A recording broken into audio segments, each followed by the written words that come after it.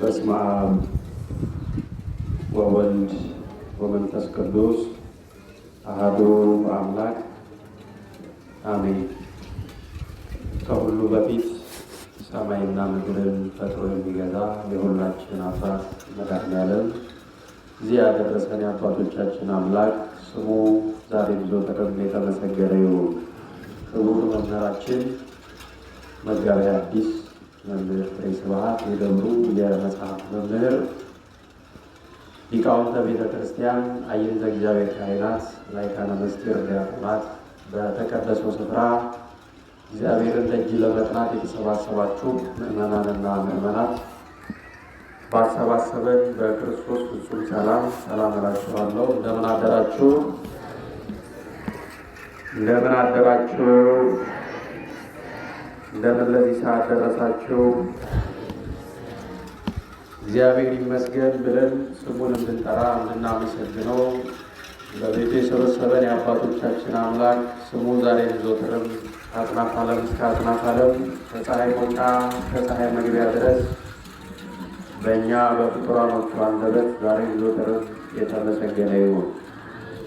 አትለይምና እናቱ ለቃለ ርደት ለሥጋ እድገት ምክንያት የሆነች አምላክ ወላዲተ አምላክ ስሟ ከልጇ ከወዳጇ ከኢየሱስ ክርስቶስ ጋር ዛሬም ዘወትርም የተመሰገነ ይሁን። እንኳን ለእመቤታችን ለቅድስት ድንግል ማርያም ወደ ቤተ መቅደስ ለገባችበት ዕለት በሰላም አደረሰን አደረሳችሁ።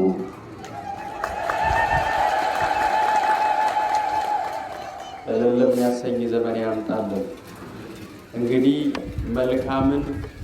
መልካም ዛፍ ሁሉ መልካምን ፍሬ ያደርጋል። የማቴዎስ ወንጌል ምዕራፍ 7 ቁጥር 17። ቃሉ ከልባችን እንዳይጠፋ ዲያብሎስ እንዳይለቅመው ከአእምሯችን እንዲሰርጽ ሁላችን አንድ ላይ እንለዋለን። እንግዲህ መልካም ዛፍ ሁሉ መልካምን ፍሬ ያፈራል። ስለ ቃሉ የቃሉ ባለቤት አምላካችን እግዚአብሔር ስሙ የተመሰገነ ይሁን። አጠር ላለች ደቂቃ እንማማራለን። ወዲያ የምትሉ ወደ ቤት ለመሄድ የቸኮላችሁ ብዙ ስለማንቆይ ዕለቱም ሰንበት ነው። በዛ ላይ የእመቤታችን የድንግል ማርያም ዓመታዊ ክብረ በዓሏ የሚከብርበት ዕለት ነውና በዛሬ ዕለት ተቸኩሎ የትም ስለማይደረስ ቤተ ክርስቲያን በሰላም ወደ ቤታችሁ ሂዱ ብላ ሳታሰናብት መሄድ ማዕደ እግዚአብሔርን ረግጦ መሄድ ነውና ለማዕደ እግዚአብሔር አንድም ለቃሉ ክብር እንድንሰጥ እግዚአብሔር ሁላችንን ይርዳን። በሰላም ሂዱ ሳይባል እንዳትሄዱ ለማለት ነው። ይሰማል። እግዚአብሔር ከሁላችን ጋር ይሁን። መልካም ዛፍ ሁሉ መልካምን ፍሬ ያደርጋል። ይሄንን ሀሳብ እንግዲህ ባጭሩ ከዛፍና ከእጽዋት ጋር ልንገራችሁና ወደሚቀጥለው ሀሳብ እገባለሁ። ማንም ሰው ዛፍ ከተከለ ውሃ ያጠጣዋል። ውሃ የሚጠጣ ዛፍ ደግሞ ምን ይላል? ያድጋል። እንስሳት እንዳይበሉት፣ ሰው እንዳይረቅጠው፣ አውሬ እንዳይተነፍስበት ደግሞ ምን ያደርገዋል? ያጥረዋል፣ ቅጽር ያበጅለታል። ስለዚህ በዚህ እንክብካቤ ውስጥ ያለ ዛፍ ካደገ በኋላ የግድ ፍሬ ለመስጠት መጀመሪያ ምን ማድረግ አለበት? አበባ ማውጣት አለበት። ያብባል አይደል? ከኔ ጋር ናችሁ? ይበላል፣ ያብባል። ካበበ በኋላ የተተከለው ዘር ወይም የዘራነው ዘር አንድ ፍሬ ወይ አንድ ቅንጣት ሊሆን ይችላል። ያ ቅንጣት ግን የራሱን ዘር የራሱን ፍሬ ይዞ ከተዘራው አንድ ይልቅ የተሻለ ብዙ ከተዘራው ዘር ይልቅ የሚያምርና ንጹህ የሆነ የዘራነው ያረጀ ወይ የደረቀ ሊሆን ይችላል።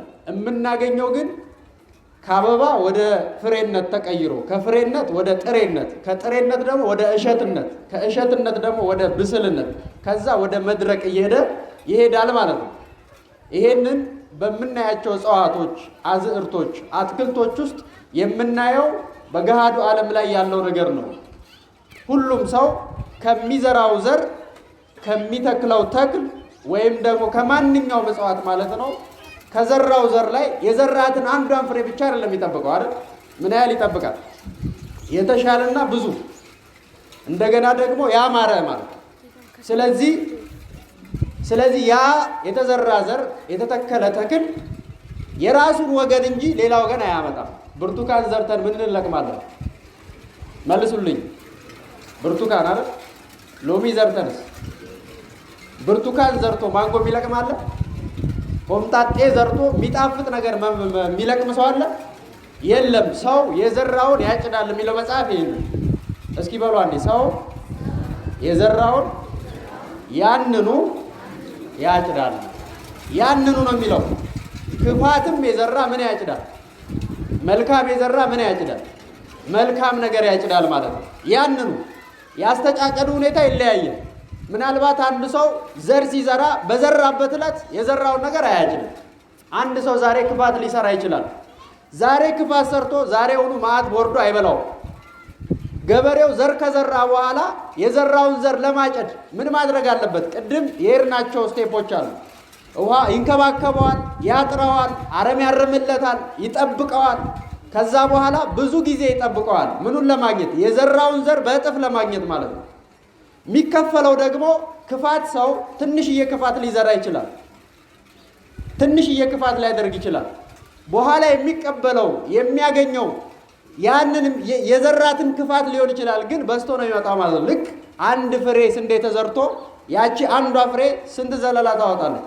በጣም ብዙ 30፣ 60፣ 100 እንደ መሬቱ ወይም እንደ እንክብካቤ ይወስነዋል ማለት ነው። ስለዚህ የዘራውን ያንኑ ብቻ አይደለም አብዝቶ ነው የሚያጭደው። ጥሩ ስራ ትንሽዬ ጥሩ ስራ ያለው ሰው ብዙ ጥሩ ስራ ብዙ መልካም ነገር ከማን ይከፈለዋል? ከእግዚአብሔር ይከፈለዋል ማለት ነው። ግን የሚታጨድበት ጊዜው ምን ይላል? ይቆያል፣ ይለያያል። አሁን አንዳንድ ጊዜ አንድ ሰው መዓት ሲሰራ ክፋት ሲያደርግ ወይም ምድሪቷ ላይ መዓት የሚያበዙ ክፋት የሚያወርዱ ሰዎችን ስናይ ለምንድን ነው እግዚአብሔር ዝም የሚለው እንላለን። ገበሬ ዛሬ ዘርቶ ዛሬ ማጨድ ይችላል? አይችልም። መልካም የሚሰራ ሰው ዛሬ መልካም ስራ ከሰራ የመልካም ስራ ዋጋው የሚከፈለው አንድም በምድር አንድም በሰማይ ነው። ስለዚህ በምድርም ቢሆን ዘግይቶ ነው፣ በሰማይም ቢሆን ደግሞ ከሞተ በኋላ ነው። በዘራነው ልክ ግን የምናጭደው ማንኛውም ነገር በዘራነው ልክ መሆኑን መገንዘብና ማወቅ አለብን ማለት ነው።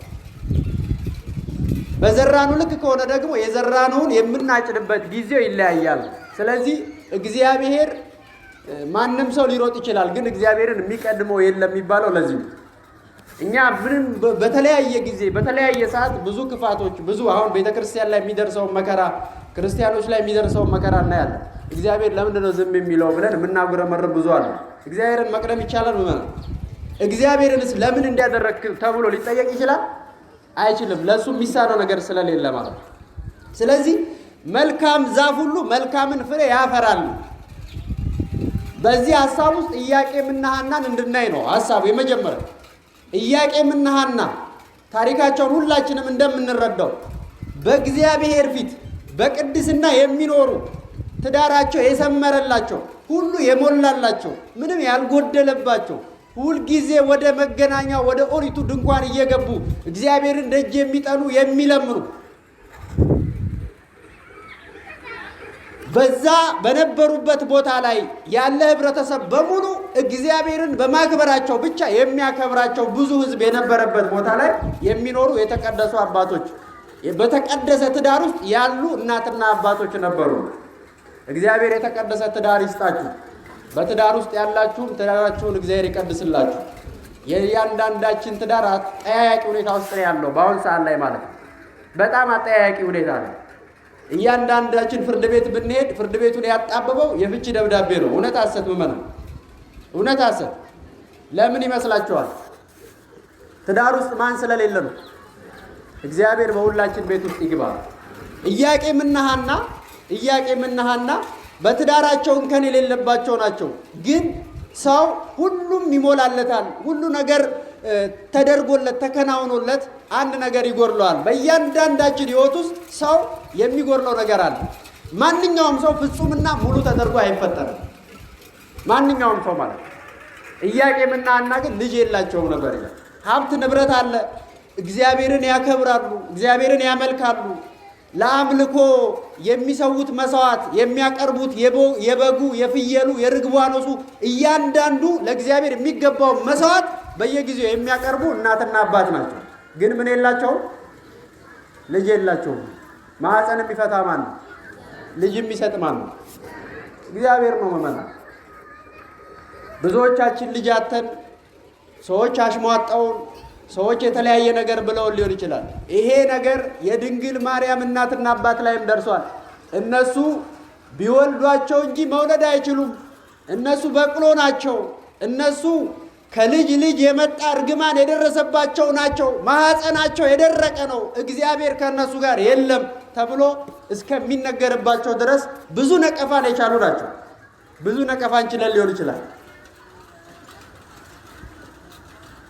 ቢዘገይም እግዚአብሔር የሚቀድመው የለም የተባለው ለዚህ ነው። አርጅተው አፍጅተው አብቅተው በመጨረሻው ሰዓት ላይ በ11ኛው ሰዓት ላይ እግዚአብሔር ልጅ መስጠት ይችላል አይችልም? ይችላል። ምእመናን የደረቀን ማህፀን ማለምለም ይችላል። እግዚአብሔር ስሙ የተመሰገነ ይሁን። አይደለም የደረቀን ያለን ማህፀን ምንም ከሌላ አፈር ላይ እኮ ነው እኛን የፈጠረ። እውነት አሰብ ታዲያ እግዚአብሔር የሚሳነው ነገር አለ? የለም። እነሱን ያዘጋጃቸው ድንግል ማርያም እንዲወልዱ ነው። እነሱ ደግሞ ፍላጎታቸው እግዚአብሔር የሚሰጥበት ጊዜ ሌላ ነው። እነሱ መቀበል የሚፈልጉበት ጊዜ ደግሞ ሌላ ነው። ለዚህ ነው መጽሐፍ ቅዱስ ሐሳባችሁ ከሐሳቤ ሰማይ ከምድር እንደሚርቅ እንዲሁ የተራራቀ ነው ይላል። እግዚአብሔር ለእኛ የሚያስበው ሌላ ነው። እኛ ደግሞ እግዚአብሔርን የምንጨቀጭቀው የምናሳስበው ሌላ ነው። እግዚአብሔር ነገ ተነገ ወዲያ የተሻለ ሰው ያደርጋል። እግዚአብሔር ከደዌ ከሕማም ከነቀፋ ያድናል ነገ ተነገ ወዲያ። እኛ መቼ ነው የምንፈልገው? ዛሬ አይደል? አይነ ስውር አይነ ነገ ይበራል ቢባል ዛሬ እንዴት አድሬ ያላሉ ይባላል አይደል? የኛም ልመና እንደዚሁ ነው። እግዚአብሔር ግን በማንኛውም መዘግየት ሂደት ውስጥ ለኛ የሚከፍልበት ጊዜ ሊነገር የማይችል ስንቀበለውም ደስታውንና ሐሴቱን መሸከም የማንችለውን ደስታ እግዚአብሔር ይሰጠናል። የታመነ አምላክ ነው። ያን ሁሉ መከራ ተቋቁሞ እግዚአብሔር በመጨረሻ ላይ ለሐናና ለኢያቄም ታሪኩ ረጅም ነው። ህልም አሳያቸው። በህልሙ መሰረት እመቤታችን ድንግል ማርያም በጨረቃ ተመስላ ከጨረቃዋ ደግሞ ፀሐይ ሲወለድ አይተው ህልም ፈቺ ጋር ሄደው ቢያስተረጉሙ የጨረቃዋ ገብቶኛል፣ ጨረቃዋ ከሰው ሁሉ ከፍ ያለች፣ ጨረቃ ከከዋክብት እንደምትበልጥ ከቅዱሳንም ከሰው ፍጥረትም ከፍ ያለች ናት። የፀሐይዋ ነገር ግን አልተገለጠልኝም አለ። ፀሐይ ማን ነው? ኢየሱስ ክርስቶስ ነው። ስለ እርሱ ተመራምሮ ስለ እርሱ ሊያውቅ የሚችል ምድራዊ ፍጥረት ስለሌለ ህልም ተርጓሚው የፀሐዩ ነገር አልተገለጠልኝም አለ። ብዙዎች የፀሐይ ጽድቅ ኢየሱስ ክርስቶስ ነገር ሳይገለጥላቸው ስሙን ብቻ በመጥራት ኢየሱስ ክርስቶስን እናውቃለን የሚሉ አሉ። እግዚአብሔር ከዚህ ይጠብቀን። መመን ኢየሱስ ክርስቶስን ስሙን መጥራትና እሱን ማወቅ በጣም ነው የሚለያየው። ቅዱስ ገብርኤልን የማያውቁ ሰዎች ኢየሱስ ክርስቶስን እናስተምራቸው የሚሉ አሉ። የኢየሱስ ክርስቶስን ስም ለመጀመሪያ ጊዜ የሰበከውና የተናገረው ማን ነው? መልአኩ ቅዱስ ገብርኤል ነው። መማር ካለባቸውም መጠየቅ የነበረባቸው ማንን ነው? ቅዱስ ገብርኤልን ነው። ኢየሱስ ክርስቶስ ማን ነው ብሎ ለምን ወደ ድንግል ማርያም መጥቶ ጸጋን የመላብሽ ሆይ ደስ ይበልሽ ማንን ነው ያላት? እመቤታችንን። ከዛስ ምን አላት? በእግዚአብሔር ፊት ሞገስ አግኝተሻል። ጸጋን የመላብሽ ስልሽ ደስ አይበልሽ፣ ይልቁኑ የበለጠውን ልንገርሽ፣ በእግዚአብሔር ፊት ሞገስ አለሽ። ጸጋ መመላቱ መሰጠቱ ደስ ሊያሰኝ ይችላል። ግን ከምንም በላይ በማን ፊት ሞገስ ማግኘት ይበልጣል? በእግዚአብሔር ፊት። የሚደቅ እኮ ነው መመላ አስተውሎ ላነበበው የቅዱስ ገብርኤልን ብስራቱን መጨረሻ ላይ ሄዶ ስሙንም ኢየሱስ ትይዋለሽ ብሎ ስሙን ለመጀመሪያ ጊዜ የኢየሱስ ክርስቶስን ስም የጠራው ማን ነው? ቅዱስ ገብርኤል ነው። ዛሬ የኢየሱስ ክርስቶስን ስም እንጠራለን የሚሉት አካላት ቅዱስ ገብርኤል አያስፈልግም ይላሉ። እግዚአብሔር ልቦና ይስጥልን። ስለዚህ ኢያቄምና ሐና የጨረቃዋን ነገር ተረዱ። ጨረቃዋ የከበረች ናት፣ ያቺ ጨረቃ ትወለዳለች ተባሉ። ስለዚህ እነሱም ግራ ገብቷቸዋል። ለምን? እርጅናው ተጫጭኗቸው፣ ልምላሜ ስጋ ርቋቸው፣ እሱም አርጅቶ ነበርና ወደ ቤተ መቅደስ ሄደው እግዚአብሔር ጋር ስለት አደረሱ፣ መስዋዕት አቀረቡ። ከዛ እናታችን ሐና እመቤታችን ድንግል ማርያምን በማኅፀኗ ጸነሰቻት ይላል። በማኅፀኗ ምን አለቻት? ጸነሰቻት። ድንግል ማርያም በእናቷ በሐና ማኅፀን ውስጥ ተጸነሰች። አሁን ይሄንን የሚያዩ ሰዎች ተመልከቱ። አንድ በጣም ያረጁ እናት ልጅ ጸንሰው ሆዳቸው ገፍቶ ብታዩ ምን ትላላችሁ?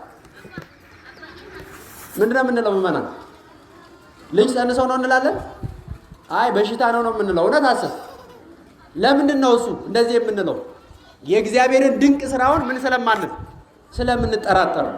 ስለምንጠራጠር ነው። መጽሐፍ ቅዱስ ለእግዚአብሔር የሚሳነው ነገር የለም ይላል። ለእግዚአብሔር ምንም የሚሳነው ነገር የለም። እውነት ነው። ለእግዚአብሔር ምንም የሚሳነው ነገር የለም። ሁሉን ማድረግ ይችላል። እመቤታችን ድንግል ማርያም በእናቷ በሐና ማኅፀን ውስጥ ተጸነሰች፣ ልጅም አገኘች፣ ደስ አላት። ለብዙ ወራት ኤልሳቤጥ ዮሐንስን እንደሸሸገችው እመቤታችን ቅድስት ሐናም በማኅፀኗ ያለው ጽንስ እንዳይታወቅ ከቤት ሳትወጣ ለብዙ ጊዜ ሸሸገች ነው። ለምን? በእርጅናዋ ወራት እግዚአብሔር ስድቧን ሊያርቅላት የሰጣት ልጅ ስለሆነች ማለት ነው።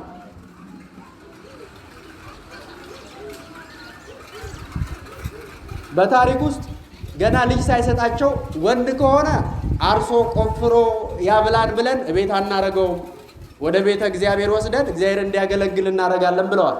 ሴት ከሆነችም እህል አበጠራ እንዝርት ጥጥ ፈትላ ትስራ ብለን ቤት አናቆይም፣ ለቤተ እግዚአብሔር እንሰጣለን ብለው ተስለው ነበር።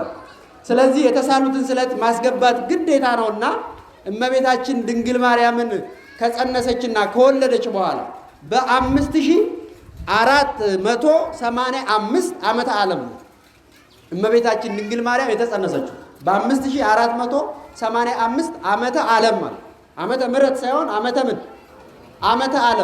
ዓለም ማለት 5500 ሲደመር አሁን 2000 ስንት ነው? 14 ሁለቱን ስትደምሩት ዓመተ ዓለም ነው። ዓመተ ዓለም ማለት ደግሞ ዓለም የተፈጠረበት ዕለት ማለት ወይም ደግሞ አጠቃላይ ዓመቱ ልክ እኛ እድሜያችን ከተወለድን ጀምሮ እስካሁን ያለውን ይሄን ያህል ነው እድሜ ስንል ከተወለድን ጀምሮ ያለው ነው አይደል? ምድርም ከተፈጠረች ጀምሮ ያለው ጊዜ 5500 ዓመተ ዓለም ነው። ዓመተ ዓለም።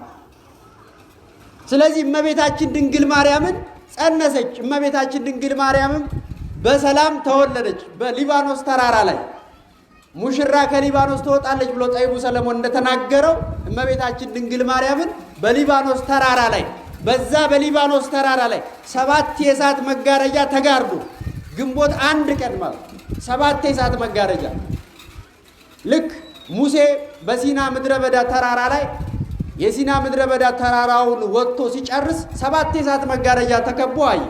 አንደኛውን የእሳት መጋረጃ ሲያልፍ እግዚአብሔር በልቡ ሰሌዳ ላይ እግዚአብሔር በመጀመሪያ ሰማይና ምድርን ፈጠረ ከሚለው ከዕለተ እሁድ የሚጀምረውን ስነ ፍጥረት ይጽፍለት ነበር ይላል። ሁለተኛውን መጋረጃ ሲያልፍ በዕለተ ሰኑ የተፈጠረውን ፍጥረት፣ ሶስተኛውን መጋረጃ ሲያልፍ የእያንዳንዱን ዕለት ፍጥረት እየጻፈለት የመጨረሻው ስድስተኛውን ከጨረሰ በኋላ ሰባተኛው ጋር ሲደርስ የቆምክበት መሬት የተቀደሰ ነውና ጫማህን ከእግርህ አውልቅ አለው ይላል። ጫማህን ከእግርህ አውልቅ። አወለቀ ሙሴ ጫማህን ከእግርህ አውልቅ። ምድሩ የተቀደሰ ነው። ለምን? ነበልባል ሐመልማል ከነበልባል ተዋህደው የተገኙበት የታዩበት ነው። ነበልባሉ የክርስቶስ ሐመልማሉ የእመቤታችን ሥጋ ነው። መለኮትና ትስብእት አንድ ሆነው የታዩበት ተዋህደው በፍጹም ተዋህዶ ማለት ነው። ስለዚህ እመቤታችንም ድንግል ማርያምና ኢየሱስ ክርስቶስ ልጇን በምሳሌ ሙሴ በሲና ምድረ በዳ ተራራ ላይ አይቶ ገና የዛን ሰዓት እመቤታችን እኮ አልታሰበችም ማለት በሰዎች ነው ማለት በኢየሱስ ክርስቶስ ቅድመ ዓለም በአብ ሕሊና ተስላ ትኖር ነበር ይላል መጽሐፍ ቅዱስ።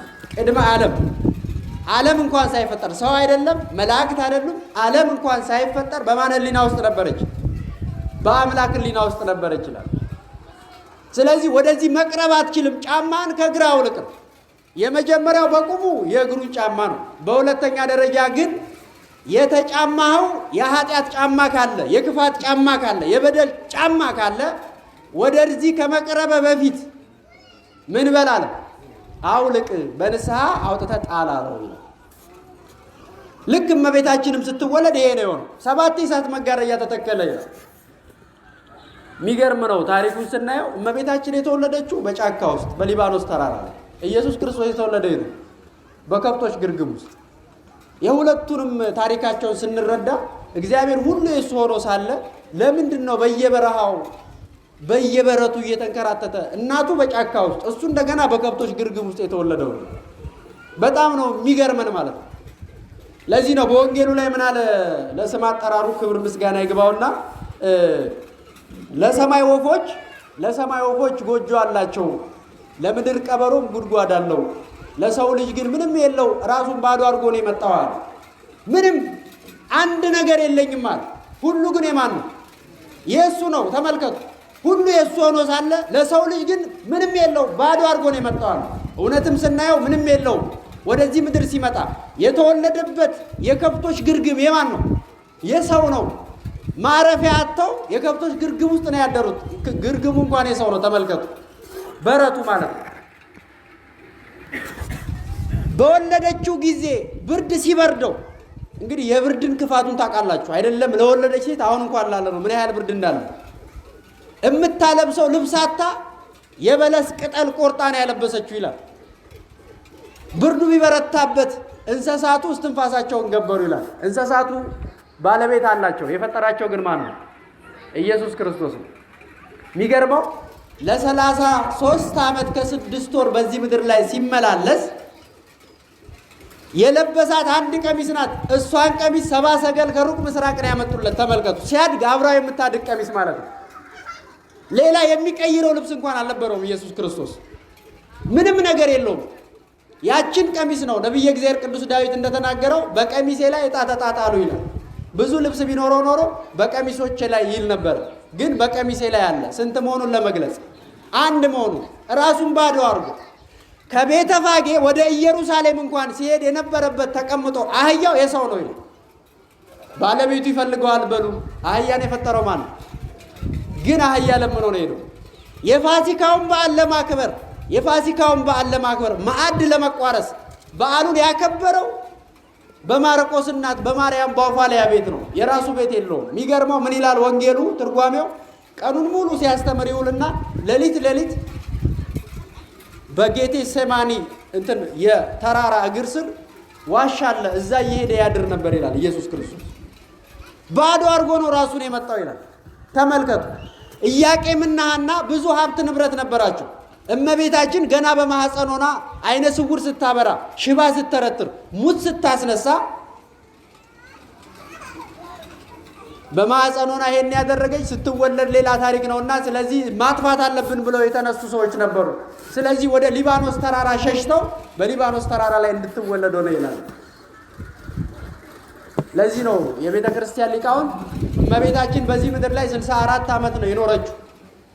ከ64 ዓመት ውስጥ 3 ዓመቷን ብቻ ነው በትክክል ኖረች የሚባለው።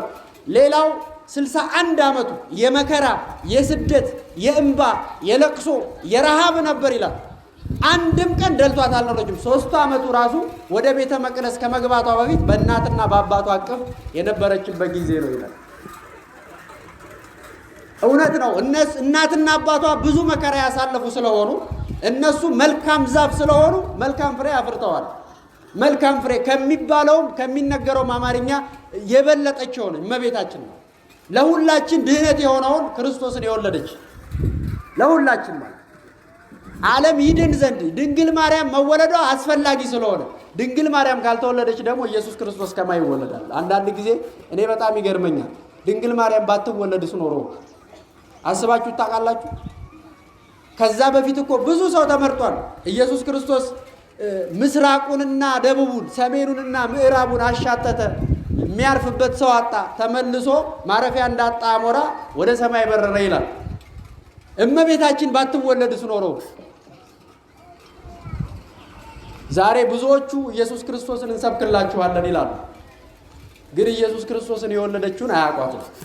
እግዚአብሔር ልቦና ይስጥልን። ሶስት ነገር ላሳያችሁና ትምህርቴን ልጨርስ። እመቤታችን ድንግል ማርያምን መልአኩ ገብርኤል ካበሰራት በኋላ ከሴቶች ልዩ እንደሆነች ነግሯታል። ከዛ በፊት ወደ ቤተ መቅደስ በ3 ዓመቷ ገብታለች። ያው ታሪኩን ሁላችንም ስለምናገር በ3 ዓመቷ ወደ ቤተ መቅደስ ስትገባ ሊቀ ካህኑ ዘካርያስ የምግቧ ነገር እንዴት ነው? አሁን እስኪ ያስቡት። አንድ ሕፃን ልጅ ስለተስላችሁ በ3 ዓመቷ ቤተ መቅደስ አምጥታችሁ ብትሰጡ፣ አሁን እንደዚህ ቢሆን ችግር የለውም። እንደዚህ ቤተ ክርስቲያን የመገናኛው ድንኳን ማለት በዓመት አንድ ቀን ወደ መገናኛው ድንኳን የሚገባው አንድ ካህን ብቻ ነው። እሱ ራሱ ኃጢአት ካለበት ተሳስቶ ኃጢአት ከሰራ ወደ ቤተ መቅደሱ ሲገባ መልአክ ቤተ መቅደሱ ውስጥ ይጠብቀዋል። ተሳስቶም ይሁን ሳይስ አውቆ ኃጢአት ሰርቶ ከገባ ርኅራኄ የለውም፣ መልአኩ ይቀስፈዋል። እና በጣም ጭንቅ ነበር ኦሪት። ምእመናኑ ውጭ ሆነው ሊቀ ካህኑን በገመድ ወገቡን አስረው ወደ ቤተ መቅደስ ይልኩታል፣ በረጅም ገመድ። ምእመናኑ ውጭ ሆነው ለምን? ውስጥ ገብቶ መልአክ ቀስፎ ከገደለው ገብቶ እሱን ማውጣት የሚችል ሌላ አካል የለም። ለምን? ሁሉም ኃጢአተኛ ስለሆነ። ከሞተ ምን ያደርጋሉ ማለት ነው? በገመዱ እየጎተቱ ያወጡታል። ኦሪት በጣም ጭንቅ ነው። ስለዚህ እመቤታችንን ወደ ቤተ መቅደስ አስገቧል። የምግቧም ነገር ተይዞላቸዋል። መልአኩ ፋኑኤል ህብስተ ሰማያዊ ጽዋ ሰማይ ይዞ መጥቶ ሲመግባት አይተዋል። ስለዚህ በ3 ዓመቷ ወደ ቤተ መቅደስ አስገቧል። ቤተ ደናግል ውስጥ በእናትና በአባቷ አቅፍ ያደገች የ3 ዓመት ሕፃን ልጅ ብቻዋን ቤተ መቅደስ ውስጥ አሁን ውስጥ አስገብተው ቢቆልፉባት ምን ትላለች? ታለቅሳለች? አታለቅስ? እመቤታችን ግን አላለቀሰች። ለምን የሚለው ጥያቄ ሊመጣ ይችላል። ልክ እሷ ወደ ቤተ መቅደስ እንደገባች መላእክት ረቂቃን ናቸው። ትልቅ ሰው፣ ሽማግሌም፣ ወጣትም ሕፃንም መሆን ይችላሉ። ልክ በእሷ ዕድሜ ትንንሽ ሕፃናት መስለው ቤተ መቅደሱን ሞልተው ጠበቋት ይላል። ውስጥ እነሱን ስታገኝ እናትና አባቷን ረሳችን።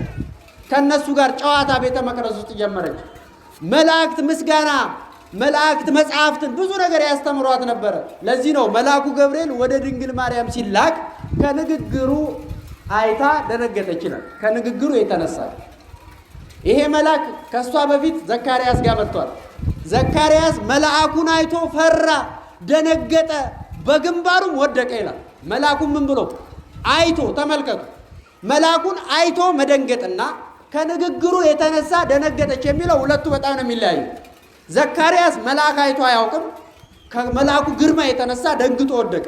እመቤታችን ግን ከንግግሩ የተነሳ ሰምታ ደነገጠች ይላል። ከምኑ የተነሳ? ከንግግሩ። አሁን ብዙ ጊዜ የምታውቁት አንድ ሰው ድንገት መንገድ ላይ ብታገኙ ትደነግጣላችሁ? አትደነግጡም። ያ ሰው ግን ድንገት በጣም የሚያስደነግጥ ነገር ቢነግራችሁ ሰውየውን ያስደነገጣችሁ ወይስ ንግግሩ ነው? ንግግሩ ነው። እመቤታችን ብዙ መላእክት በቤተ መቅደስ ውስጥ እነ ፋኑኤልም ምግብ እየመገቧት፣ ሌሎች መላእክት እያጫወቷት አብራ ስላደገች መላእክት ለሷ ምንም ናቸው። ይሄ ማለት ምን ማለት ነው? አያስደነግጧትም ማለት ነው። በግርማቸውም ቢገለጡ እንደገና በማንኛውም ነገር ቢገለጡ እመቤታችን ስለለመደቻቸው አትደነግጥም። መልአኩ ገብርኤል ግን ሲመጣ ምን አላት? ከዚህ በፊት ብዙ ሰላምታ የሚያቀርቡላት ብዙ መላእክት መጥተዋል። ሰላምታቸውን ትቀበላለች። የዛሬው ግን ተለየ። ምን አለ? ጸጋን የመላብሽ ሆይ ደስ ይበልሽ፣ በእግዚአብሔር ዘንድ ሞገስ አግኝተሻል። እነሆ ትጸንሻለሽ፣ ወንድ ልጅ ምን ትያለሽ? ትወልጃለሽ አላት። ይሄ ንግግሩ አስደነገጣት። በጣም ከሰማችሁ በኋላ ከንግግሩ ሰምታ ከደነገጠች በኋላ ይሄ እንደምን ያለ ሰላምታ ነው ብላ አሰበች ነው የሚለው። ተናገረች አለ። ሐሳቧንም ይጽፋሉ የቤተ ክርስቲያን አባቶቻችን። ቅዱስ ሉቃስ ወንጌላዊ አሰበች ይላል። ምን አይነት ሰላምታ ነው ብላ አሰበች። ከዛ ምን አለች? ወንድ ስለማላውቅ ይሄ እንዴት ይሆናል? የሚገርም ጥያቄ። ወንድ ምን ስለማለት? ስለማላውቅ፣ ወንድ ስለማላውቅ ይሄ እንዴት ይሆናል? አባቶቻችን ምን ይላሉ? እመቤታችን ድንግል ማርያም ዘላለም ዓለሟን በድንግልና መኖር ነው የምትፈልገው። እግዚአብሔር ደግሞ ከድንግል ማርያም መወለድ ነው የሚፈልገው። ስለዚህ ምን መሆን አለበት? የእመቤታችን የድንግል ማርያም የእግዚአብሔርም ሐሳቡ ምን ማለት አለበት? መፈጸም አለበት። ስለዚህ የድንግል ማርያም ሐሳቧ ዘላለም ድንግል ሆኖ መኖር ነው። የእግዚአብሔር ሐሳቡ ደግሞ ከድንግል ማርያም መወለድ ነው። ሁለቱንም አደረገው ይላሉ። እሱም ከእሷ ተወለደ፣ እሷም ዘላለም ዓለም ድንግል ሆና ኖረች ይላል። እግዚአብሔር የተመሰገነ ይሁን። ለእግዚአብሔር የሚሳነው ነገር የለም ይባለው የለም፣ የሚሳነው ነገር የለም። የእሷንም የእሱንም ሐሳብ ፈጸመ። በማኅፀነ ድንግል ተወስኖ እግዚአብሔር ሰው ሆነ። ድንግል ማርያምም እስከ ዛሬ ድረስ ድንግል ብለን እንጠራታለን። ዘላለም ዓለሟን ምንድናት? ድንግል ሆና ነው የምትኖረው።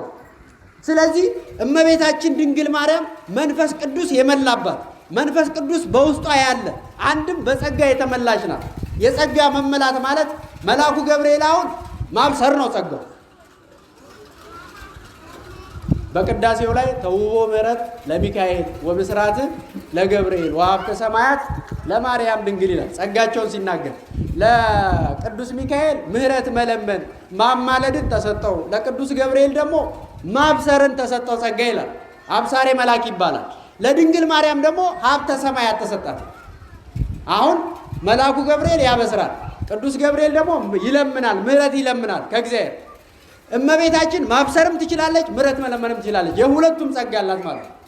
በዚህ በሐዋርያት ሥራ ምዕራፍ 19 ላይ ቅዱስ ጴጥሮስ በጥላው ድውይ ይፈውሳል። ቅዱስ ጳውሎስ በጨርቁ በልብሱ ሙት ያስነሳል። እመቤታችን በልብሷ ዘርፍም ሙት ታስነሳለች፣ በጥላዋም ምን ታደርጋለች? ሽባ ትተረትራለች። የሁለቱም ጸጋ አላት ማለት ነው። በአጠቃላይ ግን ቅዱሳን ያላቸው ጸጋ በሙሉ ለማን አለ ማለት ነው? ለእመቤታችን አላት። ጸጋን የመላብሽ አላት ይሄን።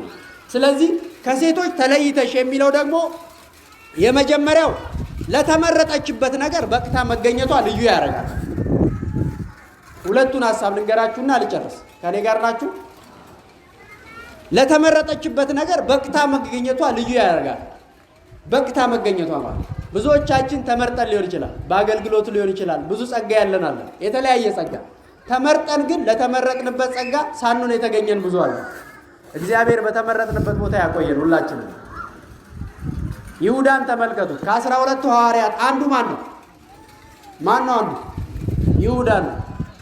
ለተመረጠበት ነገር በቅቶ ተገኝቷል? አልተገኘም።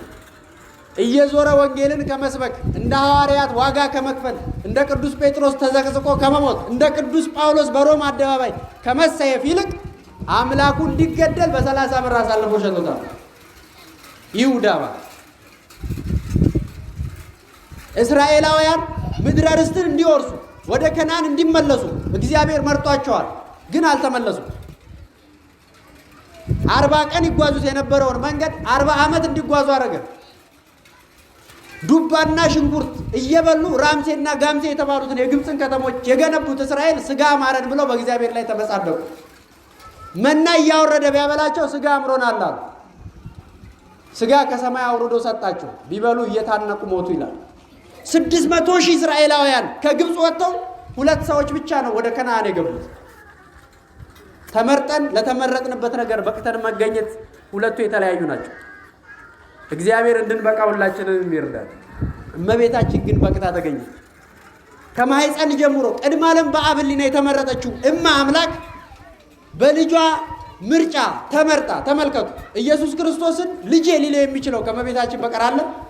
የለም። እሱስ እናት የሚለው ሌላ አለው? የለም። ታዲያ የኢየሱስ ክርስቶስን እናት መናቅ ማለት ማንን መናቅ ነው? ንገሩኝ፣ ማንን መናቅ ነው? ባለቤቱን ካልናቁ አጥሩን አይነቀንቁ ይላሉ አባቱ። ባለቤቱን ካልናቁ አጥሩን አይነቀንቁ። ሲሰደድ በማን እቅፍ ላይ ሆኖ ነው የተሰደደው? ንገሩኝ፣ በማን እቅፍ ላይ ነው? በእናቱ እቅፍ ላይ እኮ ነው።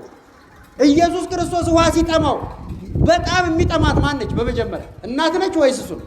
እንዴ ልጅ ሲታመም ከልጁ ሕመም በላይ የሚታመመው እናት ነው ወይስ አባት ነው? እናት ናት። ያ ሁሉ ግርፋት ሲገረፍ፣ ያ ሁሉ መከራ ሲደርስበት እመቤታችን ድንግል ማርያምስ ምን አይነት መከራ ደርሶባታል? የልጇ ግርፋት የእሱ አይደለም? የእሱ ሕመም የእሱ ማቃሰት የእሱ አይደለም?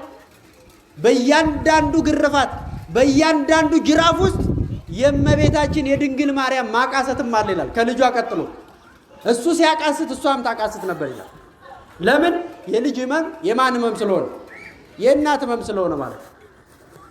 የእናት ህመም። ይሄ ማለት ግን አባት ልጁን አይወድም ማለት አይደለም። እንደዚህ ልጆች እየሄዱ አሁን አደናቅፎት ድፍት ቢል እናት ምንድን ነው የምትለው? እኔን ድፍት ነው አይደል? አባትስ ምን ያደናብራል? እያያት ሄድም ነው። እውነት አስብ። ይሄ ማለት ግን አባት ልጁን ይጠላል ማለት አይደለም። አባት ልጁ ብርቱ ሆኖ ወይም ደግሞ ቆፍጣና ሆኖ እንዲያድግለት ይፈልጋል። በየትኛውም ደረጃ ግን አባት የእናትን ያህል ለልጁ አይንሰፈሰፍም። እውነት አስብ። ቅር ካላችሁ ቅር ይበላችሁ አባቶች። እና እመቤታችን ድንግል ማርያም በእያንዳንዱ መከራ ውስጥ ልጇ ላይ በሚደርሰው ፈተናና መከራ ውስጥ እሷ ውስጥ ስቃይ ነበር ይላል። ለምን? መጽሐፍ ቅዱስ በነፍስሽ ሰይፍ ያልፋል ብሎ ተናግሯል። በነፍስሽ ሰይፍ ያልፋል። ኢየሱስ ክርስቶስ ሲገረፍ ጅራፍ ስላችሁ ለወይ የሚጮህ እኮ አይደለም። የሚገረፈው ጅራፍ ላይ ጫፉ ላይ አጥንት አለ። አጥንትና የተለያዩ ብረቶች አንድ ገርፎት ሲያነሳው ገራፊው አጥንቱ ስጋ ቦጭቆ ነው የሚነሳው። ስጋ ቦጭቆ ማለት አይደለም። እናት ይሄንን የሚያይ ሰው የሆነ ሰብአዊ ፍጥረት አንድ ሰው ተገርፎ ስጋው ሲቆረስ ሲያይ በጭካሬ ማየት የሚችላል? የለም። እሷ ግን እናት ናት። ያ ሁሉ መከራ ደርሶባታል። እያንዳንዱ መከራ ማለት። ስለዚህ ኢየሱስ ክርስቶስ መቼም ምንድነው የሚሉት ሊቃውንቱ? እመቤታችን ድንግል ማርያም ስትወልድ የሴቶች ልማድ አልደረሰባትም። ይሄ ማማጡ መጮሁ ማለት ነው።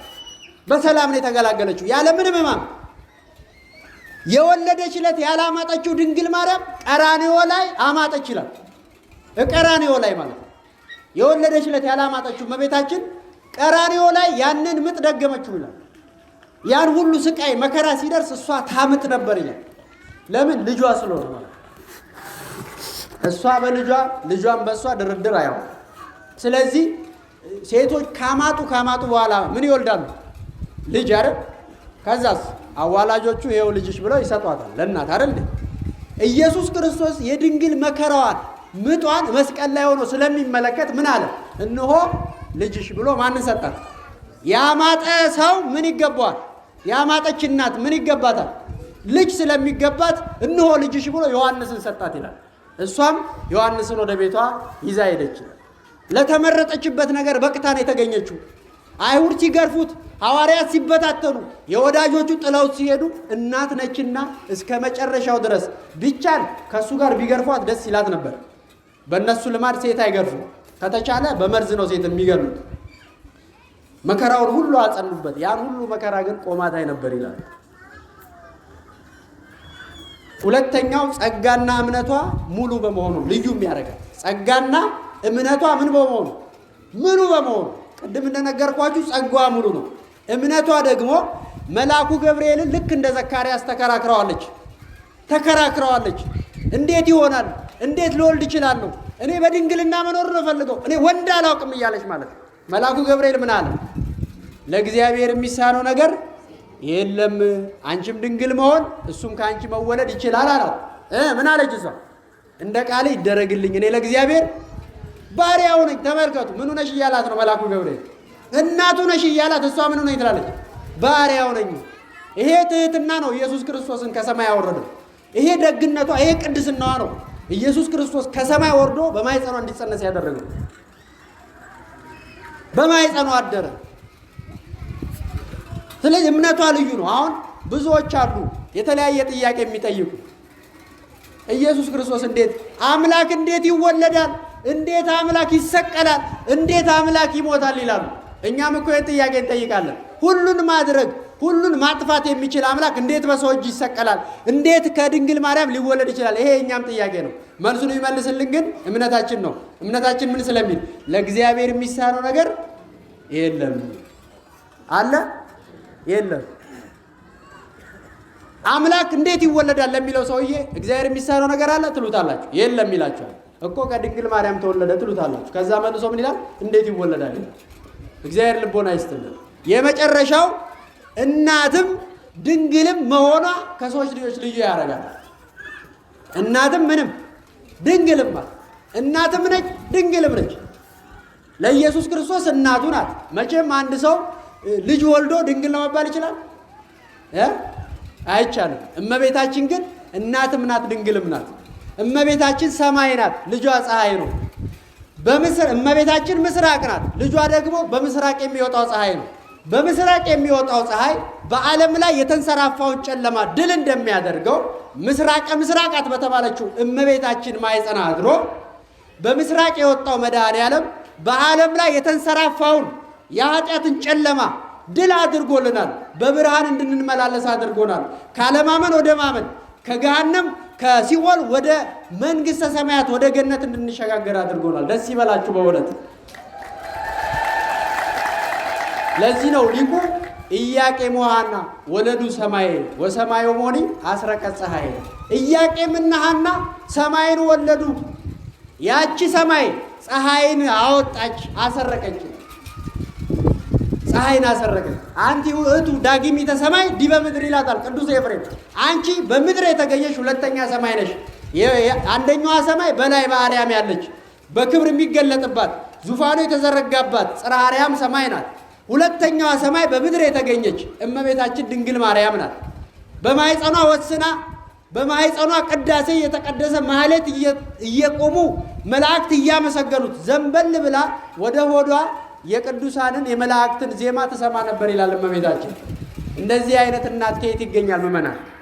አምላክን በማኅፀኗ የወሰነች እናት ድንግል ማርያም እንደሱ አይነት እናት ከየት ሊገኝ ይችላል? በዚህ አይነት ቅድስና ውስጥ አምላክን የሚያክል ነገር በማኅፀኗ ወስና ለመገኘት በቅታ የተገኘች ሌላ እናት ሊገኝ ይችላል? የሚገርመው አይሁዳውያን እስካሁን ድረስ በድንግልና የሚቆዩ አሉ። ኢየሱስ ክርስቶስ አልተወለደም ብለው የሚያምኑ እስከ ዛሬ ድረስ እስራኤል ውስጥ በድንግልና የሚቆዩ አሉ። ለምን? ከኛ ይወለዳል ነው የሚጠብቁ ማለት ነው። እግዚአብሔር ልቦና ይስጣቸው። አልተወለደም ብለው የሚያምኑ አሉ። አሁንም ድረስ ይወለዳል ከድንግል ሴት እኔ ልሆን እችላለሁና በድንግልና እኖራለሁ ብለው የሚጠብቁ አሉ። እግዚአብሔር ልቦና ይስጣቸው። ተወለደ ብለውም የሚያምኑ አሉ። ተወለደ ግን ገና አልመጣም ይላሉ። ተወልዶ በበረሃ ነው ያለው የሚሉ አሉ። ትንቢተኛ በዝቷል። ምድሪቱ ትገለባበጣለች፣ ነገ እሳት ይወርዳል፣ ነገ በላይ ይወርድባል የሚሉ አሉ። ለዚህ በሚዲያው በተለያዩ ነቢያት በዝተዋል። ቤተ ክርስቲያንን ብቻ ስሙ ምእመናን። የኢትዮጵያ ትንሣኤ ቀርቧል፣ ሁላችሁም ልትጠፉ ነው የሚሉ አሉ አይደል? የሚያስፈራሩ ኢትዮጵያ ትነሳለች፣ ትወድቃለች የሚል መጽሐፍ ቅዱሳዊ ትንቢት በመጽሐፍ ቅዱስ ላይ የለም። ግን በታሪክ ንጉሥ የሚመጣ አለ ይባላል። ያ ንጉሥ መቼ እንደሚመጣ ግን በግልጽ የተቀመጠ የለም። የኢትዮጵያ ትንሣኤ አለ። ትንሣኤውን የምንወስነው እኛ ነን። የምንወስነው እኛ ነን፣ አጠቃላይ ህዝቡ ማለት ነው። የኢትዮጵያ ትንሣኤ የእኛ ንስሐ መግባት ነው። እውነት አስብ፣ ተናገሩ። የኢትዮጵያ ትንሣኤ የሚወሰነው በእኛ ንስሐ መግባት ነው። ንስሐ ካልገባን ኢትዮጵያ ተነሳች ማለት እኮ ተራራው፣ ጋራው፣ ሸንተረሩ ይነሳል ማለት አይደለም። ህዝቡ ንስሐ ገብቶ ወደ አምላኩ ይቀርባል፣ እግዚአብሔርም ወደ ህዝቡ ይቀርባል። እግዚአብሔር ከኛ ጋር ከሆነ ሊያሸንፈን የሚችል አካል አለ? የለም። ስለዚህ የኢትዮጵያ ትንሣኤ ማለት የእኛ ንስሐ መግባት ነው። እኛ ንስሐ ካልገባን አገሪቱ ልትነሳ አትችልም። ይልቁኑ አሁን ካለችበት የበለጠ ማጥ ውስጥ ልትገባ ትችላለች። ስለዚህ የእኛ ንስሐ መግባት አገሪቱን ያነሳታል። የእኛ መልካም ፍሬ ማፍራት አገሪቱን የተሻለች ያደርጋታል። የእኛ የበደሉንን ይቅር ማለት አገሪቱን የተሻለች ወደ ተሻለ ነገር ከፍ ያደርጋታል። ስለዚህ ንስሐ መግባት አለብን፣ ፍሬ ማፍራት አለብን። ዝም ብሎ በስመ ክርስትና ነጠላ እየለበስን መመላለስ አይደለም፣ ልንኖር ይገባናል። መመላለስ ብቻ በእግራችን አይደለም፣ ከልባችን ልንመጣ ይገባናል። ንስሐ ግቡ ሲባል እሺ ማለት ብቻ አይደለም፣ በተግባር ማሳየት ይገባናል። ክርስቲያንን ብቻ ብሎ ማውራት አይደለም፣ ክርስትናን ተግባራዊ አድርጎ መኖር ይገባል። እና ስለዚህ እመቤታችን ድንግል ማርያም ወደዚህ ምድር መጥታ ለእናት ለአባቷ መልካም ፍሬ እንደሆነች ሁሉ እናንተም ከማኅፀናችሁ ጥሩ ፍሬ እንዲወጣ እናቶች፣ አባቶች ከአብራካችሁ መልካም ፍሬ እንዲከፈል እያንዳንዳችን ወደ እግዚአብሔር ልንቀርብ፣ እግዚአብሔርን ደጅ ልንጠና፣ እግዚአብሔርን ጸሎት ጸልየን ለምነን ልጅ እንዲሰጠን የመጣው ልጅም የተባረከ እንዲሆን እግዚአብሔርን መለመን አለብን። አሁን አንዳንዶቻችን ካህናትን የምንነቅፋለን። አቤት እነዚህ ቄሶች አበዙት፣ አቤት እነዚህ መነኮሳት አበዙት እያል አንድ ሰክሮ እዛ ምድር ወደ ታች በወደቀ በአንድ ቄስ ምክንያት እያንዳንዱን የቤተ ክርስቲያንን ቄስ የምንሰድ ብዙ አለ። መነኮሳትን የምናንጓጥጣለን። በየትኛው አቅማችን ነው? በየትኛው ብቃታችን ነው? ካህንን የሚቀባው ማን ነው? ንገሩኝ፣ ማን ነው? ካህንን ካህን እንዲሆን የፈቀደው ማን ነው? እግዚአብሔር ያልመረጠው ካህን ሊሆን አይችልም። በየትኛውም አጋጣሚ ካህን እንደኛው ሰው ነው። እውነት ሐሰት ሊሳሳት ይችላል። እውነት ሐሰት። ሌላው አንድ ካህን የተለየ ነገር አድርጎ ጥፋት አጥፍቶ ልታዩት ትችላላችሁ። ሁሉም ካህን አጠፋ ማለት ነው? ሌላው ያ እዛ አካባቢ ላይ እናንተ የምታውቁት አካባቢ ላይ ወይ ወድቆ ወይ ሌላ ነገር ሲሰራ ያያችሁት ካህን ቤተ ክርስቲያንን አይገልጣትም። ቤተ ክርስቲያኑ ነች ካህኑን የምትገልጠው። ለምን? ቤተ ክርስቲያን በመጠኑ ኑሩ ትላለች። ካህኑም እዚህ ጋር ቆሞ የሚያስተምር ከሆነ ቤተ ክርስቲያን በመጠኑ ኑሩ ትላለች ብሎ ነው የሚያስተምረው። ካህኑ ስለሰከረ ቤተ ክርስቲያን ያሉ ካህናት በሙሉ ሰክረዋል ማለት አይደለም። ወይ ካህኑ ሌላ ቦታ ላይ ያለ ምናልባት አሁን መርካቶ በሙሉ የካህናት ቆብና ቀሚስ ስለሚሸጥ ከዛም ገዝቶ ሊሆን ይችላል። መጀመሪያ መርምሩ። ሌላው ግን ልናውቅ የሚገባል ካህናትም ሆኑ ዲያቆናት፣ መነኮሳትም ሆኑ እያንዳንዱ አገልጋዮች የማን ልጆች ናቸው? ንገሩ። የማን ልጆች ናቸው? የእኛ የእናንተ አይደለ? እኛ አይደለ የወለድናቸው? ካህናት ዲያቆናት የሚመጡት ከማን አብራክ ነው? ከሰዎች አይደል እንዴ? ስለዚህ ሌባ ባል ወይም ሌባ ሚስት የወለደችው ልጅ ዲያቆን ከሆነ ምንድነው የሚሆነው? እሱ ንገሩኝ፣ ምንድነው የሚሆነው እንዴ? እናቱ ሌባ አባቱም ሌባ ሆኖ እሱ ተወልዶ ዲያቆን ከሆነ ምንድነው የሚሆነው? እሱ ሌባ ነው የሚሆነው። እውነት ሐሰት? መልካም ዛፍ ሁሉ መልካም ፍሬ ምን ይላል? ያፈራል። እንዴ አባትና እናቱ ስርዓት ያላስተማሩት ዲያቆን እንዴት ነው ቤተ ክርስቲያን መጥቶ ስርዓት የሚይዘው? አባትና እናቱ ስርዓት የሌላቸው ሆኖ እሱ መንኩሶ እንዴት ስርዓት ሊይዝ ይችላል? በመጀመሪያ እነሱን ከመክሰስ በፊት እኛን ልንጠይቅ ይገባናል። ራሳችንን ልናይ ይገባናል።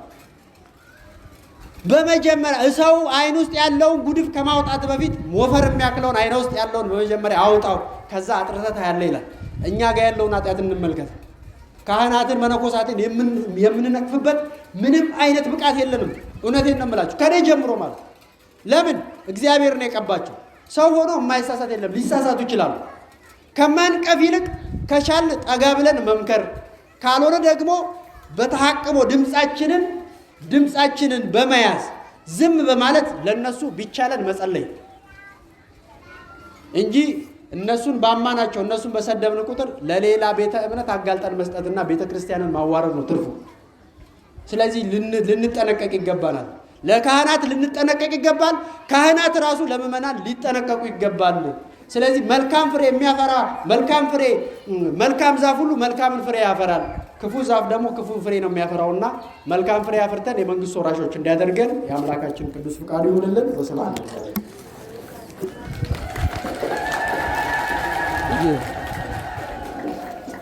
በመጋቢ